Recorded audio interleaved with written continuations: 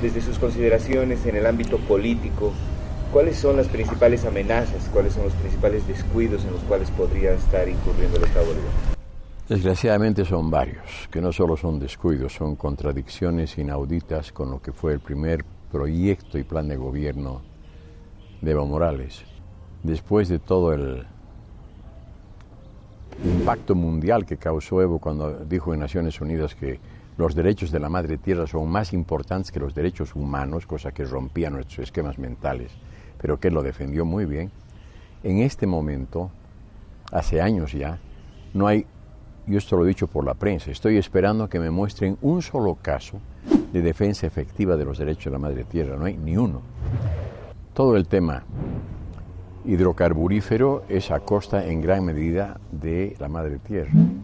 La nueva ley minera, que yo creo que es la ley minera más grave, peor que hemos tenido en la historia del país, es algo que deprime absolutamente a la madre tierra. La minería tiene todos los derechos de hacer lo que le da la gana. El desbosque masivo para cultivo de soya y de otros transgénicos o para lo que sea, lo mismo, es un daño permanente a la madre tierra.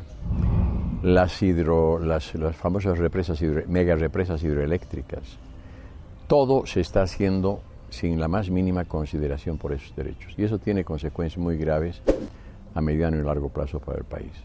No se ha mejorado en nada la situación del campesino productor. Al revés, como todo está en manos del mercado, y en este caso incluido el mercado externo, entonces los pobres productores agrícolas se dan cuenta que están perdidos y no tienen cómo salir adelante.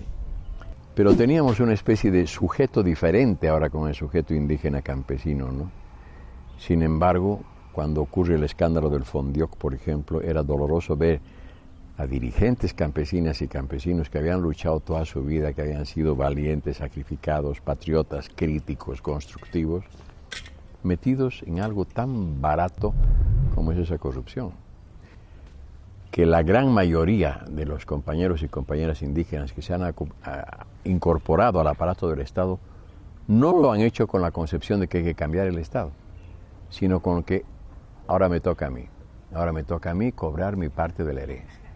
Y ahí viene lo grave, porque mientras cobras tu parte de la herencia, te das cuenta que puedes cobrar la herencia de otros. Y entonces, insensiblemente, hay el paso a la corrupción. Entonces, todo eso me parece muy preocupante, muy complicado y muy difícil de resolver.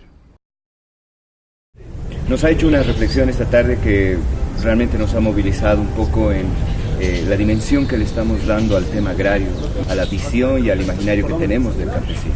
Así es, efectivamente. Es también claro de que en este momento vuelven a surgir aquellos movimientos que hicieron también, ¿no es cierto?, cuestionar la estructura de nuestro país. Los pueblos indígenas, en este caso ya de las tierras altas, vuelven a marchar reclamando y tocando nuestras puertas, llamando nuestra atención para que nos demos cuenta de todos los efectos que está provocando un fenómeno tan grave como es el extractivismo y la destrucción de la naturaleza, que viene acompañada con la destrucción de sus territorios, con la destrucción de las tierras, con la destrucción de comportamientos y de imaginarios. ¿Cuáles podrían ser los caminos? Priorizar el monocultivo, priorizar esa producción a gran escala y no tanto esta producción que antes garantizaba a lo mejor soberanía alimentaria para la comunidad inmediata. Hay una tentación, es la tentación economicista, de que pueblos indígenas, comunidades campesinas y nuestra propia sociedad entremos en la lógica del consumo, del consumismo exagerado, ¿no es cierto? Y que, por tanto, ¿no es cierto?, caigamos en una lógica autodestructiva que finalmente, ¿no es cierto?, va a terminar destruyendo el país. También se está afectando un modo de ver, un modo de relacionarse con la vida, con la naturaleza, y una forma de relacionarse entre todos.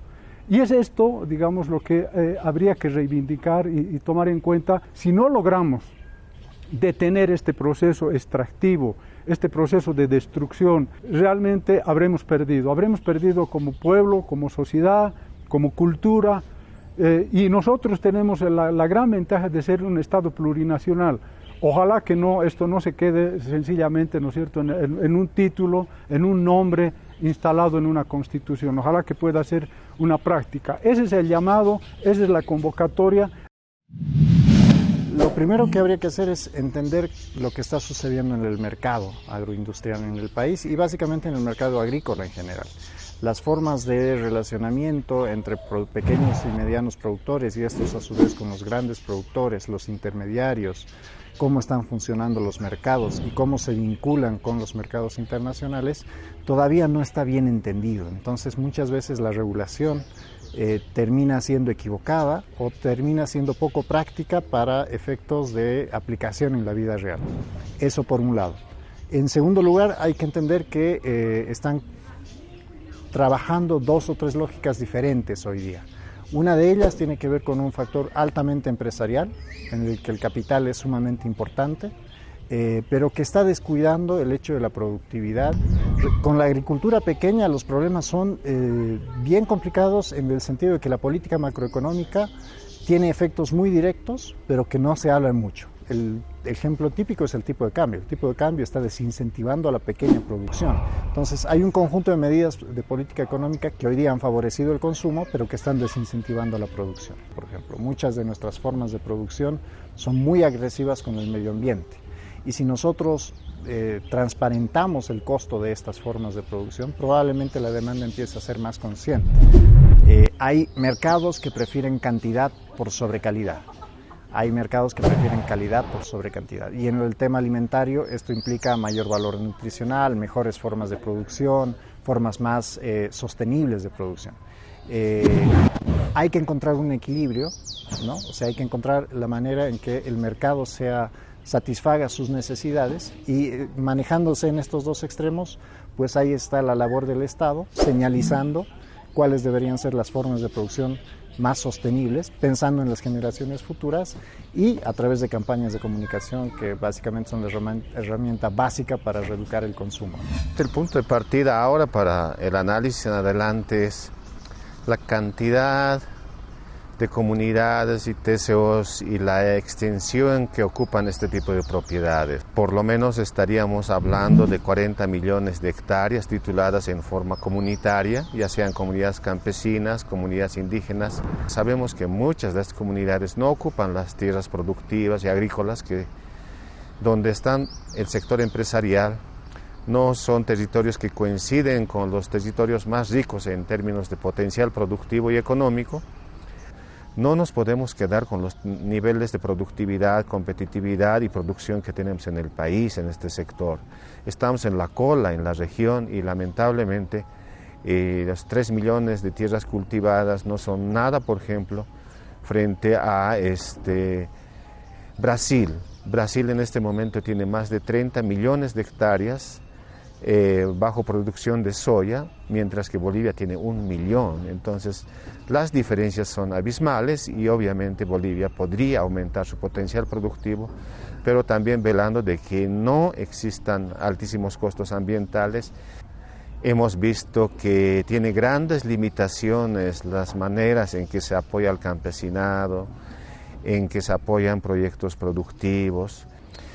Creo que el otro reto importante es marcar el paso y que estén actualizados sobre las transformaciones agrarias que están ocurriendo a gran ritmo hoy en día, de tal modo que en menos de 2 décadas estamos viendo transformaciones que antes tomaban 50 años o 80 años. Entonces hay retos muy grandes que no se han cumplido, como el catastro rural de tierras, y por lo tanto se abre un frente peligroso de tráfico de tierras y de corrupción, etc.